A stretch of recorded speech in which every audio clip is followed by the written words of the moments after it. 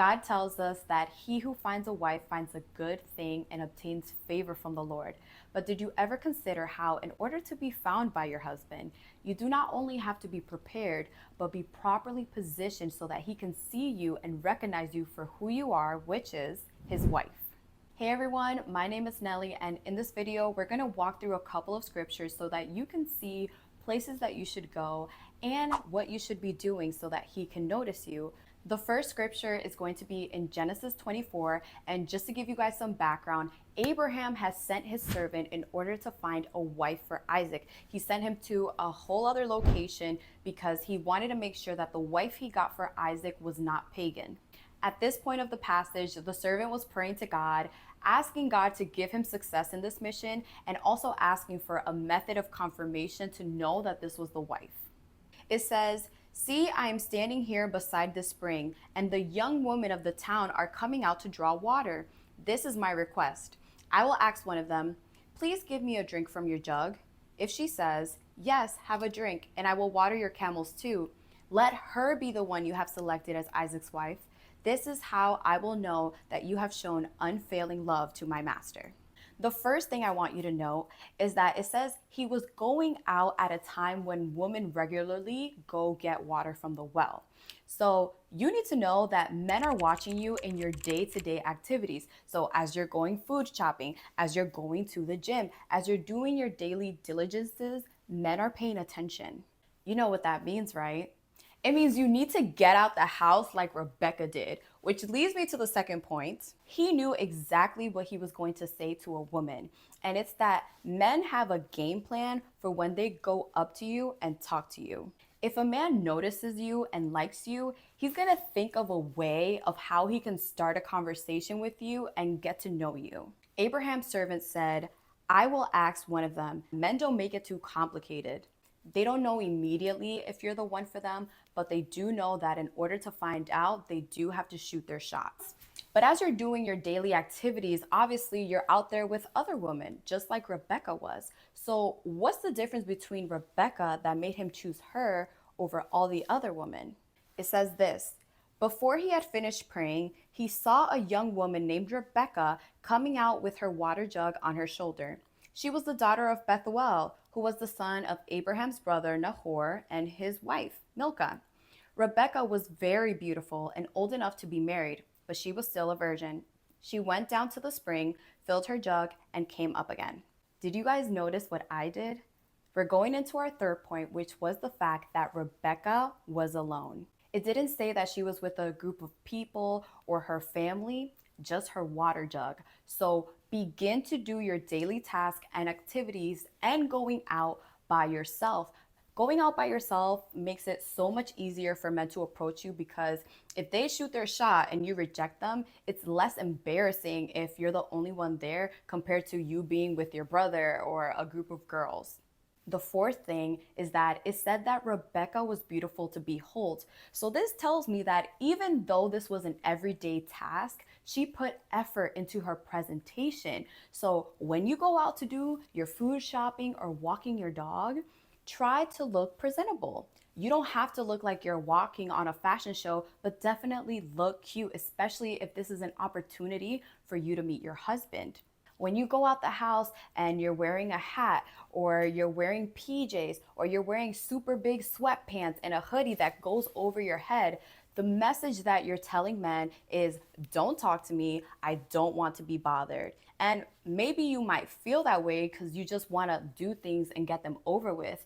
But what if God is trying to interrupt your daily routine? So ladies, it is time to stop hiding and show just how beautiful you are. When I was single, I took this seriously. Obviously, there were days where I was lazy, I was going to the hair store, and then I was coming back home. In those days, yes. But on other days, especially on days where I had a lot of things to do, I made sure that I wore a cute dress just like this one.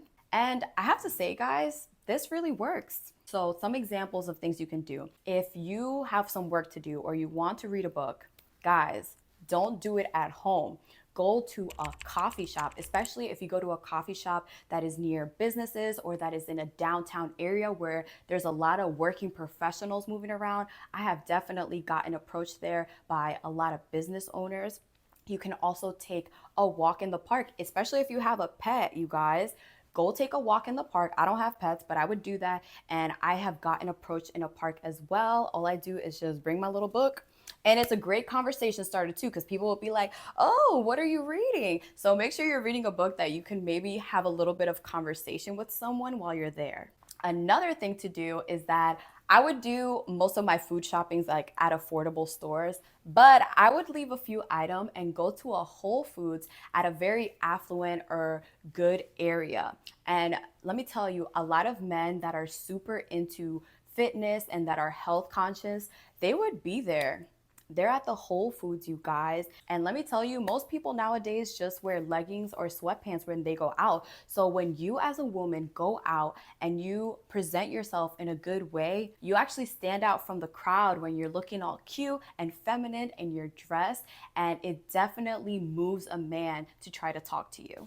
Now, after a good man notices you, how does he know that you are wife material? We're going to keep reading to see what Rebecca did, because these are the characteristics that men are looking out for in a wife.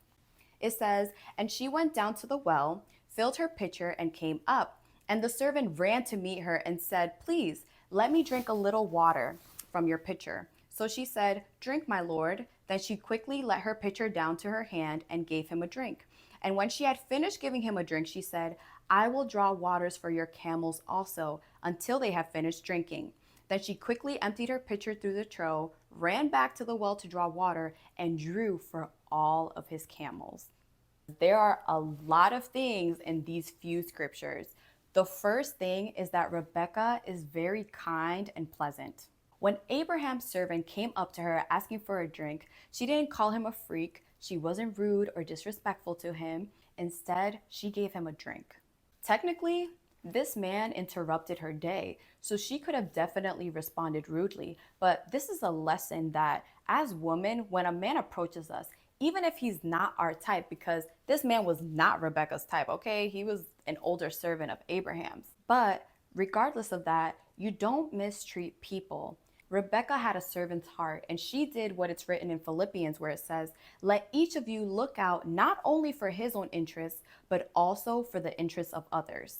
Rebecca was also gracious. She could have done the bare minimum, which is what he asked, to give him a drink of water, but instead she offered to give waters to his 10 camels. She was fulfilling what Jesus told us to do, which was, whoever compels you to go 1 mile, go with him 2. Give to him who asks of you, and from him who wants to borrow, do not turn away.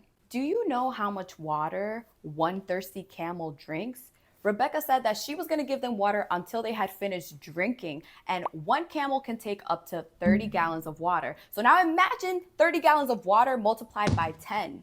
This was extremely generous of her. But guess what? As she was working, it says, and the man, wondering at her, remained silent so as to know whether the Lord had made his journey prosperous or not. You guys, people are watching. They are looking at the state of your heart, not just how you look physically. People remember what you do for them and how you treat them, and it works both ways. When I met my husband, he introduced me to all of his friends in law school, and because of that, I got to have a chat with all the girlfriends of his classmates, and guess what? These girls were telling me all his business, all the details of all the times when they would go out with him to a party or when they were having a group hangout. And obviously, it was all good things about him. But if it had not been good things, I would have known about it. These girls were very blunt and they were very loyal to me as a woman. And so men do that for other men as well. We see here how Rebecca didn't first get noticed by her husband. She got noticed by a connection to her husband, which, had she made the wrong impression, she would have missed out big time. Because let's be real, Rebecca's not dumb either. You see a man coming here with all these camels and all these treasures. Surely this is a man of importance. Surely this is a man of reputation and that has finances or is connected to someone of influence. If you're a man and you're walking around with 10 camels back in the day, that's like walking around with 10 very expensive cars. And so don't be foolish either. The assessment goes both ways. He's assessing you, you're assessing him. Make sure that the man that you're looking for is able to provide to some capacity, even if it isn't right away. When I met my husband, He was not making big bank. He was a broke college boy, but guess what? He was a good Christian man and he was hardworking and serious about being in law school. And so I knew this was a man that I could trust and that in the future he would be able to provide. Now he has a secure job and he makes way more money than me. And because of that, we are able to live a comfortable life. Don't feel guilty for wanting a man who can provide. After reading this, now you understand that positioning yourself is both your location and a positioning of your heart so that you can be more Christ-like. Now let's move on to the second example, which is the story of Ruth. Just to give you guys some background, Naomi is an Israelite woman who her and her family moved out of Judah in a time that they were experiencing famine and moved to an area of the Moabites. Trying to escape one tragedy, she met another tragedy when her sons died and she and her two daughters-in-laws were left widowed. Ruth was a Moabite woman who had married one of her sons, but she decided that instead of going back to her family and remarrying someone else, she would instead follow Naomi back to her homeland. This is what Ruth said to her. "Entreat me not to leave you or to turn back from following after you, for wherever you go, I will go, and wherever you lodge, I will lodge. Your people shall be my people, and your God, my God." My question to you is, where are you, woman of God, and where are you going? Because we see here that if Ruth would have stayed where she was, she would have never met Boaz. She had to leave people that were pagan, that were following the God of the world instead of the true living God.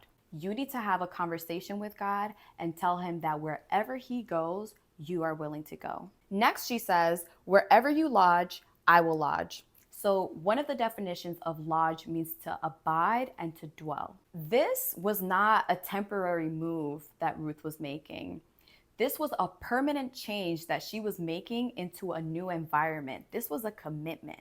Some of you guys right now are in the wrong environment. You're at the wrong job, the wrong town, the wrong city, the wrong state, the wrong everything. A plant that does well in the desert is not going to do well in an area of snow. A plant that grows well underwater is not going to grow well on regular ground, even if it has the best soil. Some of you guys lack opportunities. You guys haven't been growing. You've been stagnant while other people around you are flourishing. And it could just be that you're in the wrong environment. You need to ask God to correct your location, to correct your environment so that he can put you in a place that you can flourish, grow, and become everything that you're supposed to be. Do you guys know that I'm originally from New York? And in 2020, I had a desire to leave. I wanted to explore a new environment. I wanted to meet new people. And at that time, I had graduated from nursing school already, but I had enough experience that I can pretty much go anywhere and find a job. So I began applying to jobs in so many states. I'm talking about Tennessee, North Carolina, Georgia. I applied a lot to places in Texas and a few in Florida. And of course, as always, I asked God to open and close doors so that I would be exactly where he wanted me. In the end, I ended up coming to Florida in October of 2020. And I want to encourage you guys to take a step into the unknown, to be willing to take the risk and follow God when he leads you to, even if you don't know the exact place that you're going. The first town I went to, I only ended up staying there for a year before moving to South Florida. I don't need to be afraid of making a mistake because as long as I'm obeying him, as long as I'm moving in the direction that he's telling me to go, he's just going to adjust me along the way so that I get to where I need to be. And to be honest, that town that I was in for a year, there were some really hard lessons that I had to learn on my own that helped me grow and develop my character. Once I moved into the right area, within about 6 months, I met my husband, and me, who is known as a serial church hopper, okay, I never stayed in one place, ended up being rooted and grounded in our local community church where I'm actually a teacher in the children's ministry, which God has now revealed to me that that is my gift. My gift is teaching.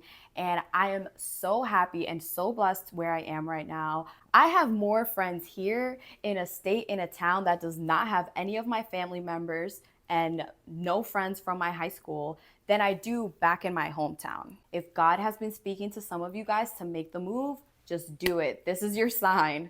Going back to the scripture now, the next thing Ruth says is that Your people shall be my people, and your God my God. This right here is so powerful. Are you with people of the world, or are you with people of God? Because what Ruth was doing here was she was abandoning her pagan family, her pagan activities, and instead committing to a new community, new friendships full of godly people. Y'all need to stop hanging around with your unsafe friends at strip clubs, going to smoke parties, sleeping around with people, getting blacked out, drunk, wasted. No. There's a saying that goes, show me who your friends are, and I will show you who you are. I don't do that stuff with them. I don't join in. I'm just there. I'm trying to be a light. It doesn't matter, because this is what God says. He says, wherefore come out from among them, and be ye separate, says the Lord, and touch not the unclean thing, and I will receive you, and will be a father to you, and you will be my sons and daughters, says the Lord. You can come out with every excuse that you're trying to be a light and that you're good around them, but I'm telling you, you're going about it the wrong way. It is written that be not deceived.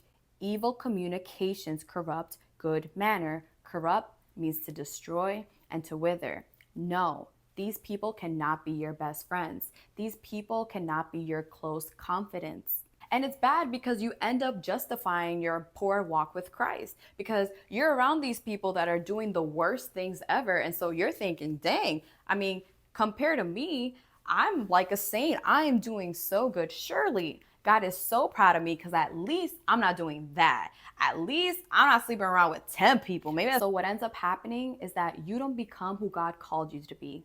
You don't have a relationship where iron sharpens iron. So instead of being hot for God, you're lukewarm. You will become a compromised Christian. Ruth said, your God will be my God. Is God in his rightful place in your life? Be honest with yourself. Are you someone who compromises your morals in order to please people because you don't want them to walk away? You don't want to feel lonely and be by yourself. There are some of y'all that even got a man on standby until your husband arrives. Let me tell you guys a true story of what happened to my husband. Before Khalil met me, he took this girl out on a date. They had a decent time, and afterwards, he dropped her off home. Cool.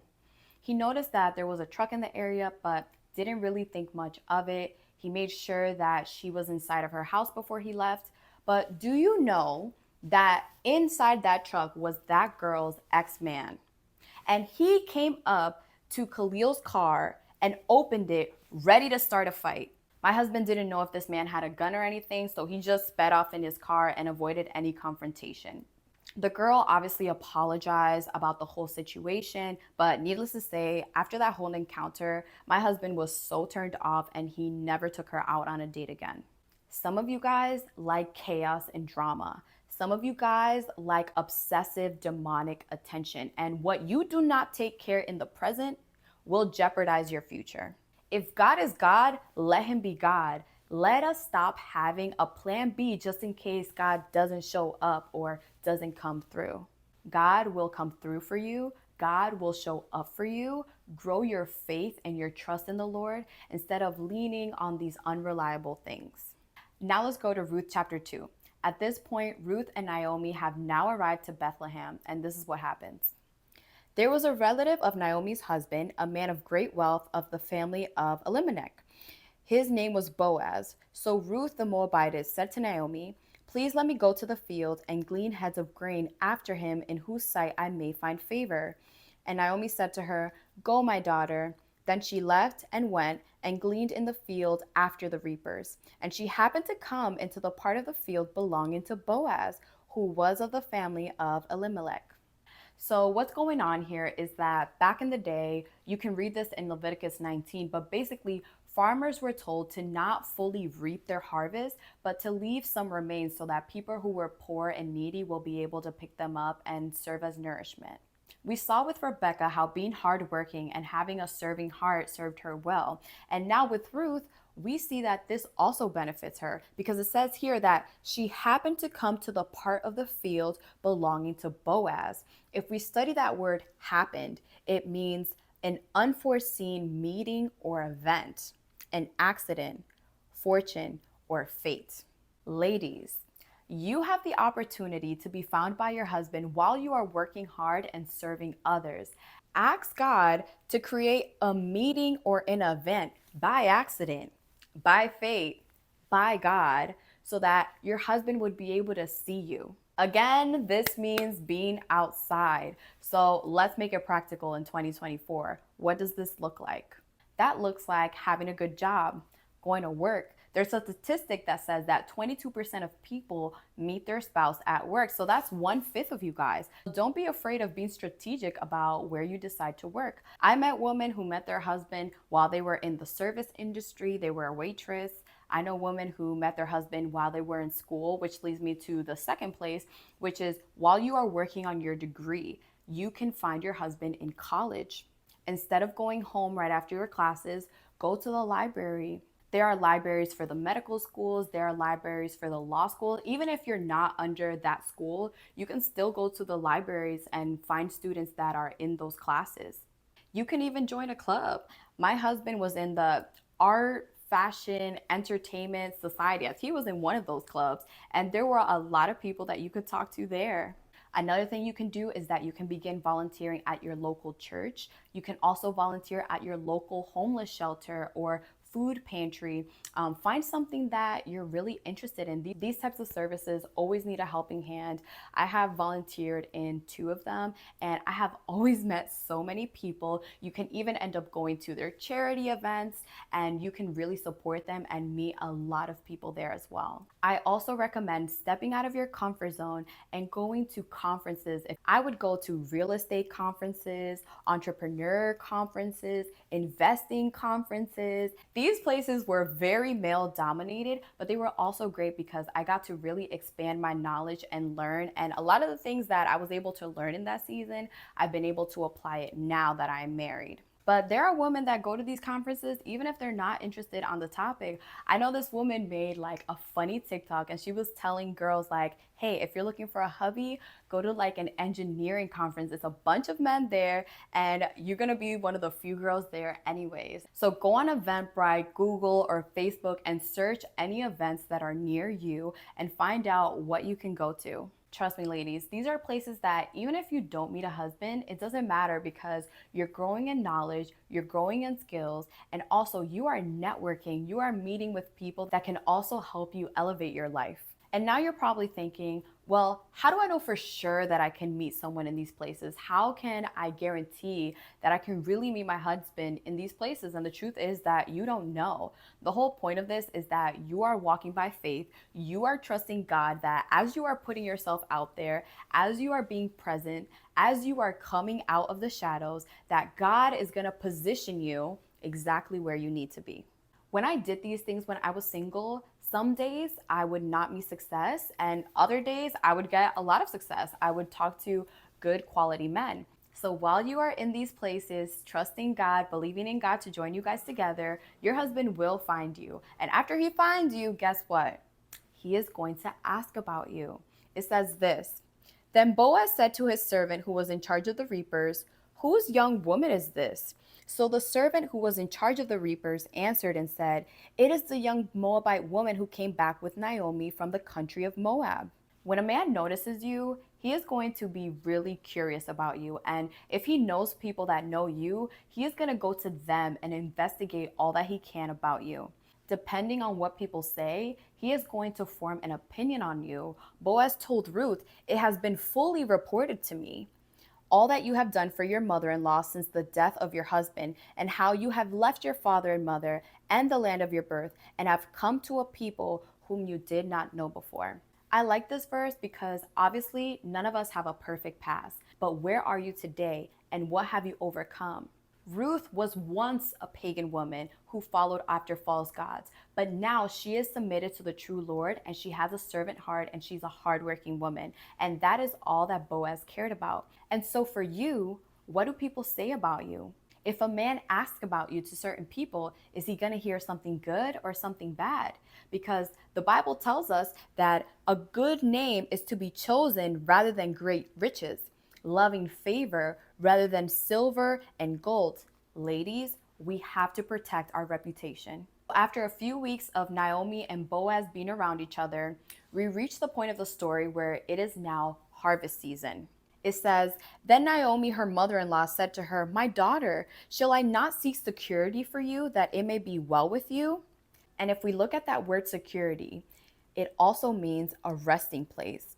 Ladies, Ruth shows us that if we want, we could be a self sufficient woman. If we want, we can hustle our way into independence and not need a man at all. But what is it that you want? What is the life that you desire? And if you are going to choose a man, this passage shows us that it should be a man that can provide security and that can be a resting place for us. So choose your partner wisely. Otherwise, instead of being a place of security and rest, he is going to be a place of liability and stress. If you want to know the characteristics of a godly husband, subscribe because I will be making a video about that soon. Also, if this video has been helpful so far, please remember to thumbs up. So take time to assess the man that is before you, because during those weeks, Ruth and her mother-in-law, Naomi, were also assessing Boaz themselves. They saw that Boaz was hardworking, he was a wealthy man, and he also wasn't a womanizer, because if we read earlier in the chapter, we see that Boaz had an opportunity to be with young women. When he was telling Ruth to only stay in his field, he told him, You will listen, my daughter, will you not? Do not go to glean in another field, nor go from here, but stay close by my young woman. So although Boaz had power, authority, and wealth, he did not misuse it. As a result, Naomi tells Ruth to dress up pretty and to go meet Boaz in private after he has finished eating. Ruth does exactly what she tells her, and it says in verse 10 that Boaz says, Blessed are you of the Lord, my daughter, for you have shown more kindness at the end than at the beginning, and that you did not go after young men, whether poor or rich. And now, my daughter, do not fear. I will do for you all that you request, for all the people of my town know that you are a virtuous woman. Again, has to do with her reputation. Men actually care about a woman's reputation. I wanted to also point out that, ladies, it is okay to show a man that you have interest in him, especially if he's more of the shy or the reserved type. I'm not saying you have to plan all the dates and call him every day and make the first moves, but I am saying that it is okay to show a man that you would like to get to know him more and talk to him and see where it goes. We live in a time where men are being accused of being perverts and freaks and weirdos and just all these negative things just for showing interest in a woman. Not even in a disrespectful way, but just kindly showing interest in a woman. As a result, some of these men don't even go up to women anymore unless they know for sure that the woman is actually genuinely interested in them. To give you guys an idea, after my husband and I went on our first date, he did not even tell any of his friends about me because he was afraid that I was going to ghost him. And after our first date, he wanted to ask me immediately right away for our second date, but he was afraid that he would come off too overbearing. And so you have to realize men are coming with their own hurts and their own disappointments. I would say that I allowed myself to be pursued without necessarily playing hard to get. I mean, I guess it depends on the person because I also did not kiss him until we were official. But, I was very friendly and I flirted with him. So he knew that I did want to get to know him deeper. And for those of you guys who do not want to go outside and you refuse or you don't have time, check out this video where I talk about online dating. I know at least 5 couples that have successfully met through online dating. So yes, it does work if you do it properly. I hope this video was helpful to you guys. Have a blessed day.